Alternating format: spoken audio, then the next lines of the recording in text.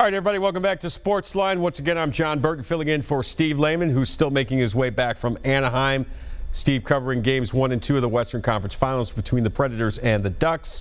Of course, that series tied 1-1, as we said. Game 3 tomorrow night here in Nashville at Bridgestone Arena.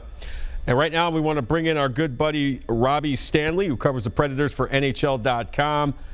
Robby, first of all, how are you tonight, buddy? Thanks for being on. I'm doing great, JB. Always fun to join you. How are you? Always fun to have you on. We were having a good time waiting for the Preds plane to land today over at the airport, so I always appreciate that. All right, I'm going to ask you about this whole Ryan Johansson, Ryan Kesler thing in just a minute, but I wonder if you could speak to the entire physicality of this series so far through 2 games. Here's my fear, Robby. I predicted the Predators to win this series at the beginning in 6 games. I predicted that they would get a split of the first 2 in Anaheim, which they've done, and they're still on target to do what I predicted. However, when you look at the physicality that the Anaheim Ducks are bringing, we knew they were a big physical team. Maybe I might have underestimated how big and how physical they are. My fear, my early growing fear is that maybe this physicality could wear down the Predators as this series goes on, which would give a huge edge to Anaheim. What are your thoughts on that? Yeah, I think that's a well-founded fear, especially, this is 2 pretty physical series in a row that the Predators would have had to play. When you talk about the Blues and how physical that series was, I thought the Predators handled the physicality in that series pretty well. I thought they handled the physicality of the Ducks pretty well in Game 1. I thought Game 2 was really when you started to see the Ducks take over physically. That's a team that they have a lot of physicality and a lot of tough guys out there, but I think the thing that really separates them from other teams that do that is they also have a lot of speed, too. So when you combine the speed and the strength and the size and the physicality, I think that's what really makes this Ducks team unique, and they used it pretty well to their advantage in Game 2. So I absolutely think that's a fear that's pretty founded. You just look at the longer a series goes, the deeper you are in the playoffs, I think the more worn down your body becomes. So it's important, I think, for the Predators to continue to set the tone on home ice in these next 2 games. Obviously, you have to have one of them, but I think it's really important for this Predators team to get both of them and make sure they maintain home ice advantage in this series and end it as soon as they possibly can. Robby, what do you think went wrong last night in Game 2? The Preds come out flying. They get those 2 goals right off the bat in the first period.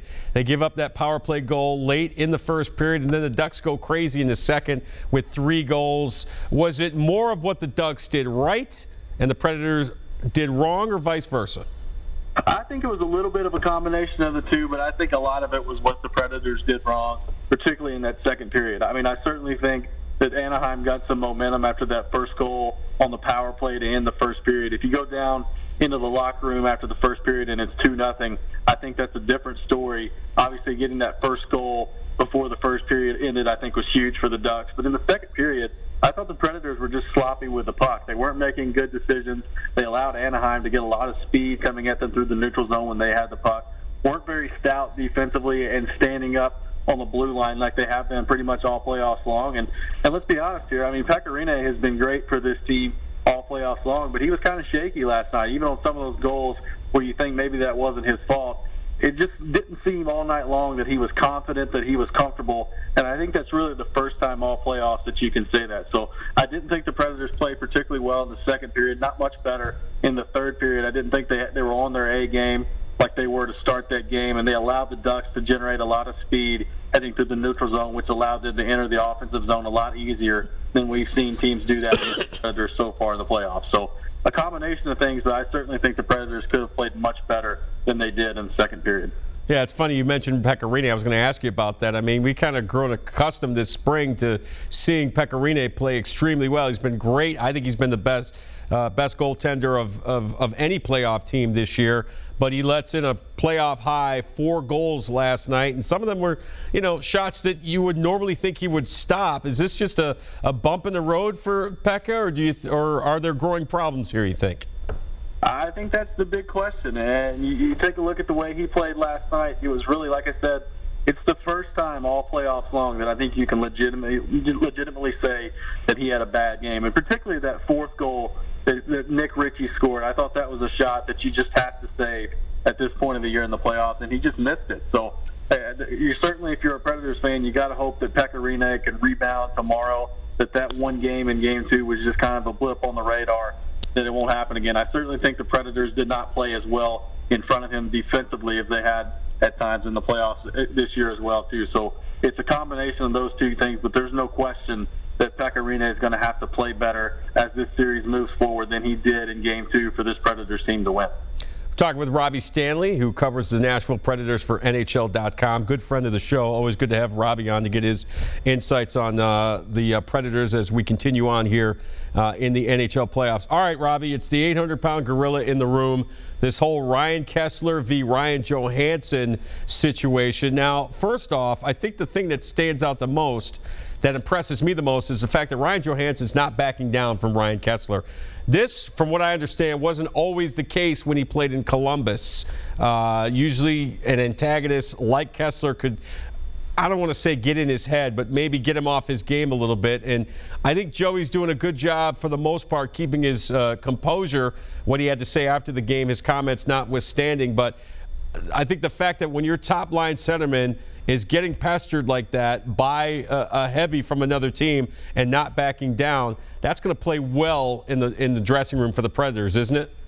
Yeah, I would think so. And like you said, I think on the ice, Johansson's done an extremely good job in this series so far, battling through that and fighting through it. I mean, he's got 4 points in the first 2 games of this series, and you look at the numbers when he's been on the ice against Ryan Kesler, the Predators, for the most part, are still driving possession. They're driving play in the offensive zone. So it's not like Ryan Kesler is in there shutting that line down or anything. They've been quite productive so far in this series. And like you said, there's a lot of antics, a lot of things going on before the puck is dropped, after the whistle, that you have to deal with when you're going up against Ryan Kesler. And it's no secret he's been doing that for a decade now. So yeah, I was going to ask you, like, for those fans who may not be too familiar with the Ducks or Ryan Kesler, is this pretty much his MO? Is this basically what he does? He takes your top forward and basically tries to mess with him a little bit? Exactly, and he's the best in the league at it. He's made a name for himself doing that. Like I said, for the past decade, I mean, it was very similar when the Predators played him in the playoffs in 2011 against the Vancouver Canucks. He did the same thing, and he's been productive offensively against the Predators in his career as well. But his main job is to try to shut down the other team's best center, the best player they have. So he's trying to do that against Ryan Johansson so far. And I think the biggest thing that stood out to me, like you said, JB, is Johansson, to his credit, is fighting through it for the most part. He's been productive in this series. I think he's been the best player the Predators have had so far in this series. So he's got to continue to fight through it. He can't let Kesler throw him off his game and play that mental game that Kesler always tries to play. And if he can do that, I think with the talent he has and the postseason that he's had thus far, he can really carry this team offensively. He's done that so far in this series. If he can continue to do that and provide production on the power play when Kesler and Getzlaf and these guys are taking penalties and giving the Predators an opportunity to convert on the power play, if he can step up his game in that area and really drive the offense for this Predators team, that's how you make guys like Kesler pay. So that's what I'm interested to see if they can do in Game 3, convert more on the power play, not let the mental games affect them. And if they can do that, I really like their chances. Johansson's comments after the game were I mean, kind of entertaining, to be honest with you. He looked exasperated, just almost flummoxed, like how can this guy go out there and call himself a professional athlete and do what he does? He was almost laughing about it. Now, of course, head coach Peter Laviolette says he was not aware of the comments that Johansson made.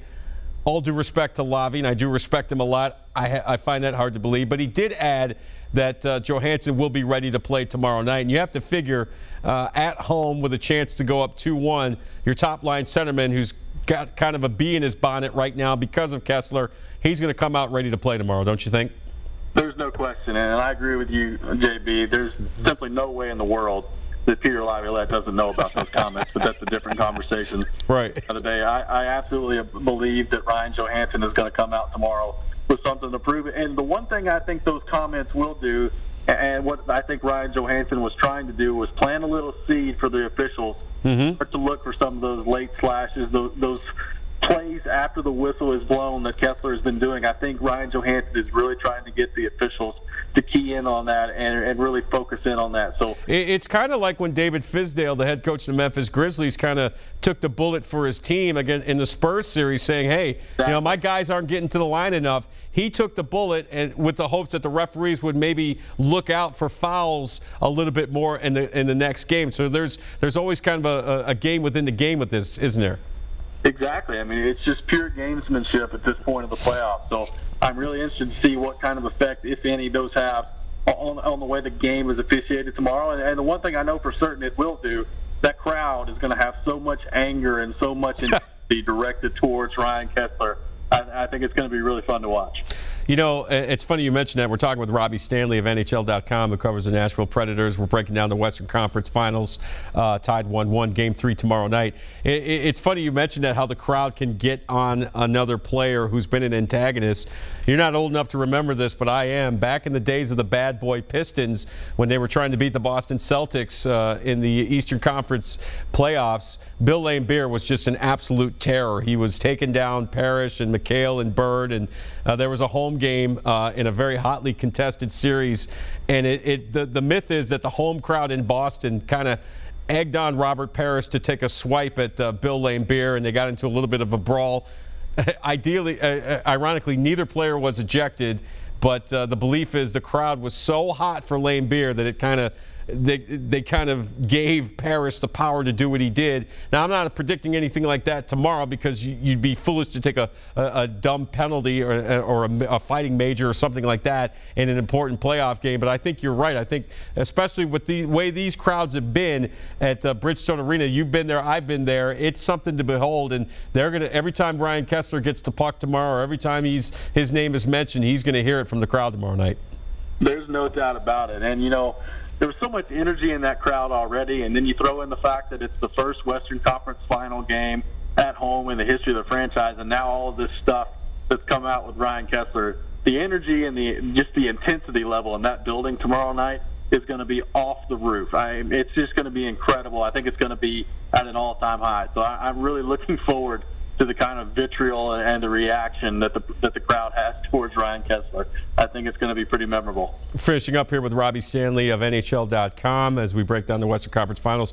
Robby, curious to know, don't know how much you've seen of the Eastern Conference Finals between the Senators and the Penguins. At worst, the Senators are going to go back to Ottawa with a split. They take Game 1 in overtime, and you're talking to somebody who's covered the Pittsburgh Penguins. I know how their fans get. I think they felt after they had taken care of the Washington Capitals, who choke again in the playoffs in 7 games, they thought this would be a cakewalk with the Ottawa Senators. But I watched a lot of their series with the Rangers. I'm a bit of a Ranger fan, and I was impressed with the way they play and how resilient they are. This is not going to be a walkover for the Penguins in this series. If they want to get back to the Stanley Cup Finals, Stanley Cup Final, it's singular, they're going to have their hands full with the Ottawa Senators. You agree? There's no doubt about it, and especially now when you look at the way Game 2 has started off, they're dropping like flies in Pittsburgh right now. Patrick Hornqvist missed the game. They lost Brandon Rust in the middle of this game. Yeah, he took a vicious hit. Did you see that? Yeah, Dion Phaneuf just laid him out in the middle of the ice, and then Justin Schultz was gone from the game as well. So you've already got Chris Letang missing, Patrick Hornqvist missing before this game started. Injuries have quickly become a problem for the Pittsburgh Penguins so far in the series, and even without the injuries, Ottawa has played so well in these playoffs. They've been so good defensively that they're able to frustrate a good offensive team like Pittsburgh. So there's no doubt in my mind that the Penguins have a fight on their hands in the Eastern Conference Final. They're going to find a way to break through it. It's going to take everything they've got. All right, Robby, we get looking forward to Game 3 tomorrow night. Should be a great atmosphere. I'll be there. I know you'll be there. Thanks so much for jumping on SportsLine tonight. Yes, sir. Anytime. Thanks for having me, JB. All right. The great Robby Stanley from NHL.com. Follow him on Twitter at @RStanleyNHL, and also you can read him on NHL.com. All right. We're going to come back and hear more from the Predators as they get set for Game 3 tomorrow night with the Ducks. Your phone calls are welcome, too. Let's hear from you, Preds fans. What do you got for me? Let me know. We're back after this.